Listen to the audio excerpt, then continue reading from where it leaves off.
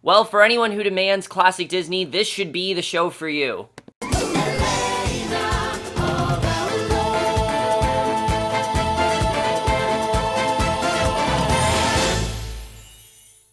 Hey guys, coming over the series premiere of the new Disney Channel show, Elena of Avalor. This is Season 1, Episode 1, First Day of Rule. Now, let me just tell you guys that I would not have known of this show had it not been for Disney Channel promoting it, and also for me, waiting to rewatch Girl Meets World, because as you guys know, I watch Girl Meets World on the Watch Disney Channel app. I don't really watch it when it's on TV because I've been putting every episode up early. But had I not rewatched episodes of Girl Meets World, I probably would never have heard this show. And I'm glad that I did hear this show because I was really looking forward to it once I heard of it. I was like, what's Elena of Avalor? First, I thought this was a Disney Junior show, so I was like, I don't know if I should really watch this. But then I got into it, and I have to say that I really love this show. I thought this was a really great first episode. Here's the best way I can describe this show. If you guys have not seen this show, which, by the way, there's not going to be spoilers in this episode because there's not really much to spoil. Basically, the best way I can describe Elena of Avalor is that it is basically a classic Disney animated musical movie. So, like, something from, like, the 90s Disney, but done as a TV show. And I think that's the best way I can describe it, and that's one of the reasons why I think the show is so great. One of the many reasons. But let's get to the plot of Elena of Avalor, which I think is very interesting. It's also a spin-off of Sophia the First, which I'll get into, but basically, the plot of Elena of Avalor is that you have this girl, Elena, who has been trapped in this lamp, basically, or, well, I think it was a lamp, I think. I don't exactly remember what it was. Amulet, actually. She was trapped in this amulet, and she was eventually set free by Sophia the First. I guess in an episode she was set free by her, but eventually what ended up happening is that there was this evil sorceress that took hold of her kingdom, and Elena ended up saving everyone, basically. And now we cut to, after she's gotten out of this amulet, she now is basically being crowned princess. She wants to be, crowned queen, but until she can be crowned queen, basically her grandfather and grandmother admit to her that she has a lot to learn before she becomes queen, and that basically is the plot of Elena of Avalor, is her destiny to become queen, and her on that journey to become queen and what comes with that, and that basically is the plot of it. There's a lot more to the show than that I will get into, but I overall really think the plot's very interesting. I mean, it feels like something right out of a Disney movie, and I really do like that. It's just kind of condensed into a TV show, and I really do like that. But let's get to the cast first, because there's actually some really great actors and actors in here that I'm sure you guys will definitely recognize. In fact, our lead, I think, is someone that a lot of people recognize, Amy Carrero, who is actually on Young and Hungry. I don't watch that show, but I know a lot of people do. Plays the lead, Elena, and I think she's fantastic in this role. I mean, she really feels like those headstrong female characters that Disney is trying to develop. This is a girl that clearly does not need a man. She feels she's completely independent on her own, and she's not at all focused on romance. That's something I really do love. I love that she's not focused on romance. I love that she's independent, and I also love that she feels that she deserves being queen, and she wants to prove how she can become queen. She doesn't want anyone to tell her how to do it. She feels that there's a lot she can do to become queen. In this episode, she basically comes up with strategies on how to become queen. I thought that was definitely very interesting. I really liked her character. She's a lot of fun to watch. The only thing I will say is that I do kind of want to see some backstory, which I did hear we're eventually going to get a movie. I do feel the movie should have been before this. That's really my only thing, but I think she really did a great job. Really loved her character. She really was fantastic here. And then Jenna Ortega as well, I'm sure you guys will recognize from one of three shows, either Stuck in the Middle, Jane the Virgin, where she plays the young Jane, or Richie Rich, where she plays that horrible character Darcy. But she's a really great actress, and I really liked her character of Princess Isabel on the show. I thought she did a very good job. She's her younger sister, and these two have already a very good chemistry. You can already see they bond very well. Prince Isabel basically looks up, she looks up to her sister. She wants Elena to be queen, and I really liked what they did with her. I thought it was a very nice dynamic, and I really like what they did with them overall. I thought overall they connected very well together. One of my favorite parts of the show, I think by far, is definitely their bonding. I think, like I said, they worked very well together. Chris Parnell, I thought, was very good here. He didn't have a ton to do as Miggs, neither did Yvette Nicole Brown, but I thought they both did a very good job. Definitely like both of their characters. And then you have Carlos Alzarique as Skylar, who also was very good. I thought overall those three were really great. They just didn't have a lot to do in this episode, so I can't really say a lot about them. Who immediately sticks out to me though is Emiliano Diaz as Francisco, who is Elena's grandfather. He really did a great job because you can tell that while he really does want his granddaughter to become queen, he realizes that there's a lot of things she has to do. And I like the way he looks up to her. I like the way he's going to be this figure towards her. I also really liked not Julia Vera, Julia Vera as Luisa, her mother. I thought they both are very interesting characters. I like what they did with them. They're a bit one note right now. I want to know more about them. I'm sure we will as the episodes go on, but I like in them overall. I thought they definitely worked very well together. Christian Lance as Esteban. This guy probably is going to be comic relief. I really loved his character overall. He was definitely a lot of fun to watch. He's her uncle, constantly feels that Elena needs him, and constantly feels he has to do things for her, and I thought it was very funny. I really liked his character overall. I thought they had a very fun dynamic.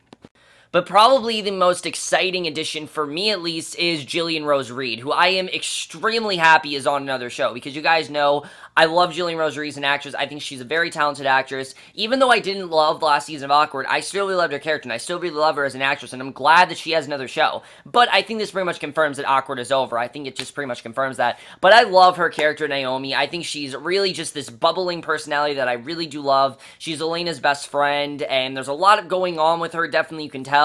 But I really liked her character overall. She was a lot of fun to watch. Joseph R. Haro as Mateo. There was definitely something going on between him and Naomi. You don't know what it is. I mean, Naomi and Mateo say they both go to school, but I'm sensing there's probably like some sort of tension there. Just the way those two talk to each other, that was a lot of fun to watch, and I like those two interacting overall. And then I really liked Jorge Diaz as Gabe. I thought he was a lot of fun, who's Elena's friend, and probably going to be a love interest, even though Elena doesn't want a man right now. I feel like eventually there's just going to be some sort of romantic spark there, just the way it seemed. That's where it seems like they're going.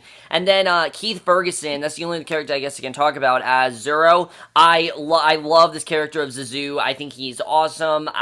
He is this spirit-like animal towards Elena. He's kind of her conscience and everything. It's very interesting. I'm interested in seeing what her connection is to the spirit world, because we don't really know what it is yet, and that's something I'm definitely looking forward to, is what her connection is there. But overall, I think the cast overall is really great. I think everyone really did a great job, and definitely that's one of the best parts of the show.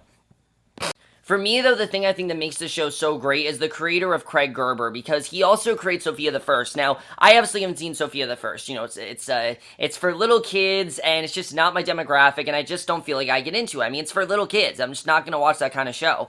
But I really admire what he did here with Elena of Avalor, because the logical thing would have been to put this on Disney Junior. But he didn't do that. He put it on Disney Channel, and I think he did a very good job with that, because so many people have been saying that, oh, Disney Channel needs to do, classic animated Disney Channel stuff, and I think this is exactly what you guys will want. If you guys are looking for that kind of, medium, this is exactly what you're looking for. This show very much feels like, Frozen or Tangled or something like that. In fact, there is a Tangled series that's going to be on here.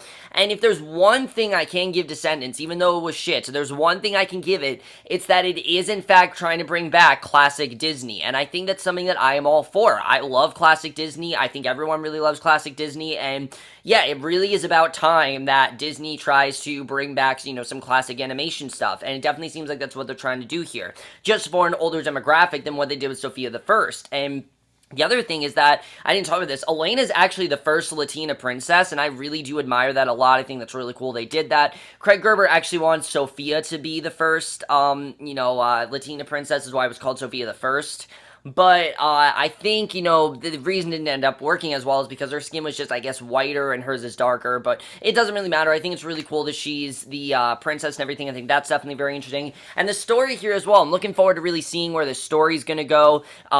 We didn't meet the character of Shuriki yet. Of course, that's the evil sorceress that I'm sure is eventually going to come back in the show. I don't know what appearance she's going to make. But I'm looking forward to seeing what else happens in this show. Definitely, I think that's going to be a lot of fun. And I will say my only complaint with this episode is I wish that the capturing storyline of them capturing her sister and Gabe, I wish that would have lasted longer than one episode. I just wish that they would have stretched it out a little bit more. I think it would have been a little bit more interesting, and that to me felt like they wanted to, felt like something where they wanted to stretch it out and they just kind of cut it short, and it just didn't work as well as it did, because we're basically supposed to believe that Elena already has her team established and everyone's still just as strong, and I just don't really believe it yet. That's really my only complaint. I don't believe that the team is as strong yet. I don't believe that she'll be able to take them all down just yet. I know she was able to defeat an evil sorceress, and she definitely has powers, and I'm looking forward to seeing what's more going on with her powers, but I just don't believe that she'll be able to rescue her sister and Gabe that fast. I just don't think it worked that easily. But the other thing I love about the show is that it does have music. It's a musical, and it has original music, and that's awesome. I love that they have original music here. There was only one song. I don't know if it's going to be one song every episode, because it's a 10-episode series, and there's only 7 episodes on the soundtrack, and there's only 7 songs on the soundtrack. But I really do love the songs that we got in this episode. I thought it was a lot of fun to watch. Ready to Rule. Definitely really like the dynamic between those two. And I'm hoping we get more songs. I mean, Phineas and Ferb, that was a show that was a musical, and they used music very well to their advantage. And I think Elena of Avalor will use that even better, because Elena of Avalor feels like something out of a classic Disney film. And with that, I think you should have music in it. And I'm glad the show has music in it. And I really love the music the show has in it, definitely. The other thing I'm hoping is the animation on the show, let me just say, by the way, is amazing. I think the animation looks fantastic here. It looks like something right out of a Disney movie, and there's just something really cinematic about this show, and I really do love that. It definitely feels like a movie at times, and I think that definitely is really cool.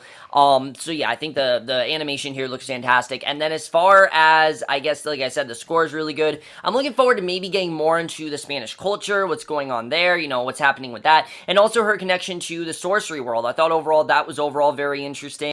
Like, the only problem with this episode really was the editing and how it's edited. I just felt the last 3 minutes, it just felt like they had this really great story and they ran with it, but the last 3 minutes, it just felt like it ended too quickly for me. And I'm looking forward to seeing where the rest of the show is going, but I don't really know where it's going. Is it going to be Elena going more into her powers? I think that's going to be very interesting as to really where the rest of the show is going. But you know what? For a Disney Channel show, I think that's really good, because most Disney Channel shows that are not Girl Meets World are really shitty, and this show, I really love where it's heading. Like I said, it really does seem like Craig Gerber here, he really knows what he's doing. He really knows how to make the show good for kids and good for everyone else as well, because this really is a show that I think everyone will enjoy. Everyone will find some sort of enjoyment here, whether it's the music or something like that. I think everyone will really find something in it. But overall, guys, if you haven't seen this first episode, let me know what you guys thought of it.